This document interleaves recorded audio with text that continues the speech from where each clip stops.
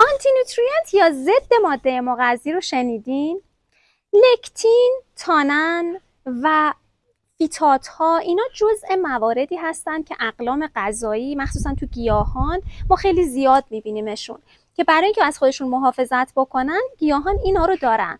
حالا ما اگر اینا رو استفاده بکنیم مشکلشون اینه که میتونن به سلول های مخاط روده ما آسیب بزنن، وارد گردش خون بشن، درست حسابی هم هضم نمیشن، تازه جذب یک سری مواد مغذی ما رو هم دچار اختلال میکنن. پس چیکار بکنیم؟ ما باید مثلا لکتینی که توی مغزها و دانه ها داریم و ما میخوایم که مغزها و دانه ها رو داشته باشیم اینو باید کمش کنیم.